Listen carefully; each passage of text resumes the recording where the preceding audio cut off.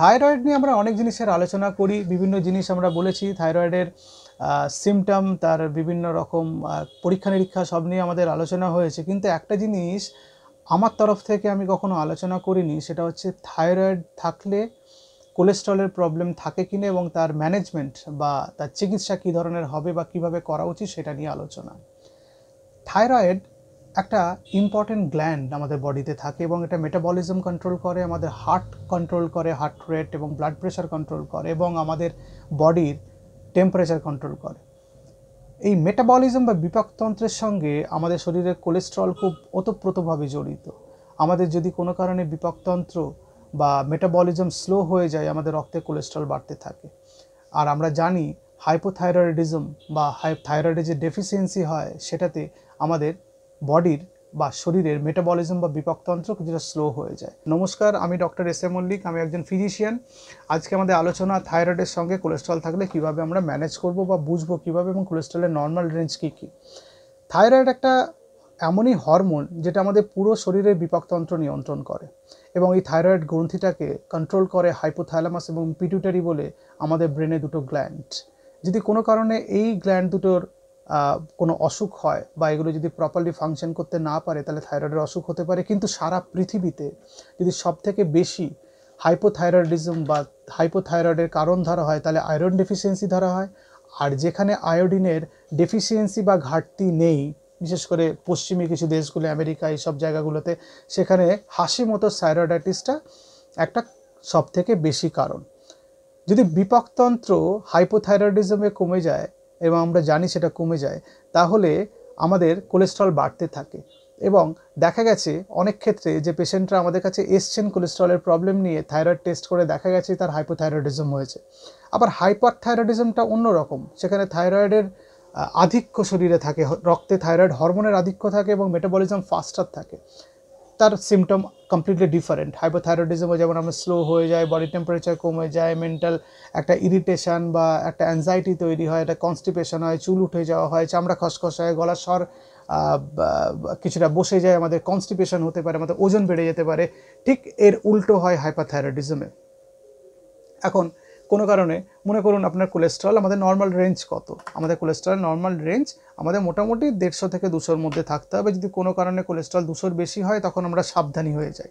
কিন্তু কোলেস্ট্রল যদি হাইপোথাইরয়েডিজমে বেশি আসে, তাহলে প্রথমেই কি আমরা ওষুধ দিয়ে সেটাকে চিকিৎসা করতে স্টার্ট করি? ব্যাপারটা তা নয়।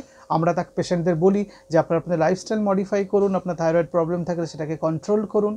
এবং অনেক সময় দেখা যায় যে সাবক্লিনিক্যাল হাইপোথাইরয়েডিজম, যেখানে T3 T4 নর্মাল আছে অথচ TSH একটু বেশি, সেখানেও কোলেস্ট্রল বাড়তে আরম্ভ করে। সুতরাং থাইরয়েডের সঙ্গে কোলেস্ট্রল খুব ইম্পর্টেন্ট একটা লিঙ্ক আছে। এবং 2012-এ একটা স্টাডি হয়েছিল, সেখানে ক্লিয়ারলি দেখানো হয়েছে যে থাইরয়েড থাকলে কোলেস্ট্রলের প্রবলেম থাকতে পারে, মানে স্ট্রং অ্যাসোসিয়েশন আছে।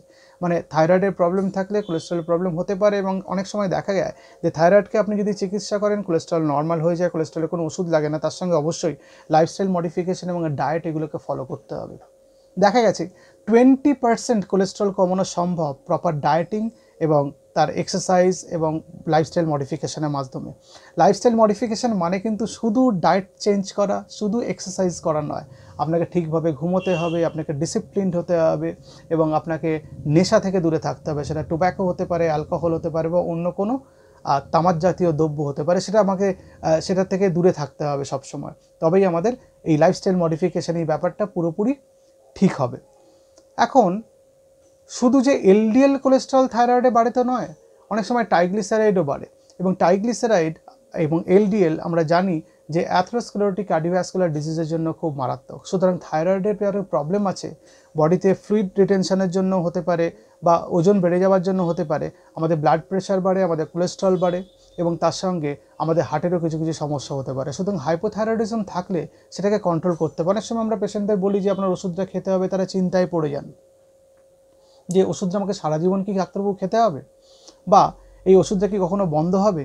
অথবা কেউ ইচ্ছা করে ওষুধ শুরুই করেন না, কিন্তু তার সিমটমগুলো চলতে থাকে, রক্তচাপ বাড়তে থাকে, কোলেস্ট্রল বাড়তে থাকে, হার্টের অসুখের সম্ভাবনা বাড়ে, কারো ওজন বেড়ে গিয়ে অবস্ট্রাকটিভ স্লিপ অ্যাপনিয়া হতে পারে, এই অনেকগুলো জিনিস হতে পারে। সুতরাং আপনাকে থাইরয়েড থাকলে সেটাকে যেমন কন্ট্রোল করতে হবে, তবেই আপনার কোলেস্ট্রল কন্ট্রোল হবে। এবং আপনাকে এটাও মাথায় রাখতে হবে যে লাইফস্টাইল মডিফাই করতে হবে। শুধু থাইরয়েড কন্ট্রোল করলেই কোলেস্ট্রল কন্ট্রোল হবে না, তার সঙ্গে ডায়েট আর এক্সারসাইজের ইম্পর্টেন্ট রোল আছে। এবং শুধু থাইরয়েড কন্ট্রোল করলেই আপনার যে ওজন কমে যাবে তা নয়, তার সঙ্গে ডায়েট এবং এক্সারসাইজের ইম্পর্টেন্ট রোল আছে। অনেক সময় থাইরয়েডের ওষুধ শুরু করার পরেও কোলেস্ট্রল কন্ট্রোল হয় না, তখন আমাদের স্ট্যাটিন গ্রুপের ওষুধ দিতে হতে পারে কোলেস্ট্রল কমানোর জন্য। কারণ আমরা তো অনেক দিন অবধি ওয়েট করতে পারি না, আমরা 3 মাস অপেক্ষা করতে পারি যে কোলেস্ট্রল কমে যাচ্ছে কিনা। বেশি দিন অপেক্ষা করলে সেই বেশি বেড়ে থাকা কোলেস্ট্রল রক্তে গিয়ে হার্টের ক্ষতি করবে, রক্তবাহগুলোর ক্ষতি করবে, অ্যাথেরোস্ক্লেরোসিস হবে, তার সঙ্গে পেরিফেরাল আর্টেরিয়াল ডিজিজ বা স্ট্রোক বা হার্ট অ্যাটাকের সম্ভাবনা বাড়বে। কিন্তু সেই অবধি আমরা অপেক্ষা করি না। আমরা দেখি যে থাইরয়েডের ওষুধ স্টার্ট করার পর থাইরয়েড কন্ট্রোল হয়ে যাওয়ার পর কোলেস্ট্রল কন্ট্রোল হয়ে যাচ্ছে কিনা, যদি না হয় আমরা ওষুধ স্টার্ট করি, এবং সেটাই চিকিৎসার নিদান। ডায়েটে আমরা ড্যাশ ডায়েট এবং মেডিটেরিয়ান ডায়েট বলে দুটো ডায়েট বলি পেশেন্টদের যাদের থাইরয়েডের সঙ্গে কোলেস্ট্রলের প্রবলেম আছে। ড্যাশ ডায়েটে না আমরা রেড মিট বলি না খেতে, এবং তার সঙ্গে নুন এবং চিনিটাকেও কমিয়ে ফেলতে বলি বা বন্ধ করতে বলি। কিন্তু মেডিটেরিয়ান ডায়েটে আমরা রেড মিট খেতে অ্যালাউ করি বটে, সল্টটাকে কমিয়ে দিই, এবং তার সঙ্গে প্রচুর গ্রেন, ফল, সবজি, গ্রিন ভেজিটেবলস এগুলো আমরা অ্যাড করি। এটা আপনাদের ডায়েটিশিয়ানরা অনেক ভালো বলতে পারবেন। কিন্তু ডায়েটারি রেস্ট্রিকশন করলে এবং ডায়েট চেঞ্জ করলে কোলেস্ট্রলের প্রবলেম বেটার হয়, তার সঙ্গে চিকিৎসা বা ওষুধ তো আছেই, এবং আপনার যদি থাইরয়েডের প্রবলেম থাকে সেটাকেও আপনাকে কন্ট্রোল করতে হবে। যদি আপনি থাইরয়েডের প্রবলেমটাকে ভালো করে কন্ট্রোল করেন, লাইফস্টাইল যদি ঠিক করে মডিফাই করেন, খাবার দাবার যদি আপনি ঠিকঠাক খান, বাইরের খাবার যদি আপনি বন্ধ করেন, স্মোকিং, অ্যালকোহল থেকে যদি দূরে থাকেন, এবং রাত্রে যদি পর্যাপ্ত পরিমাণে ঘুমান, তাহলে আপনার কোলেস্ট্রল বাড়বে না, কোলেস্ট্রল নর্মাল রেঞ্জে থাকবে। কিছু কিছু ক্ষেত্রে আমরা দেখি যে শুধু লাইফস্টাইল মডিফাই করে কোলেস্ট্রলকে নর্মাল করা যায় না। কিছু জেনেটিক কজেস আছে, বাড়িতে ফ্যামিলি হিস্ট্রি আছে ব্যাড কোলেস্ট্রলের, সেগুলো সেই সব পেশেন্টদের আমরা প্রথম থেকেই ওষুধ দিতে থাকি লাইফস্টাইল মডিফিকেশান করার সাথে সাথে। সুতরাং এইভাবে আমরা থাইরয়েড থাকলে এবং তার সঙ্গে কোলেস্ট্রলের প্রবলেম থাকলে ম্যানেজ করি, এইভাবে ম্যানেজ করার চেষ্টা করি। আপনাদের যদি কোনো কোয়ারি থাকে আপনারা জানাবেন, আর আমি আবার নতুন কোনো ভিডিও নিয়ে আপনাদের সামনে আসবো। নমস্কার।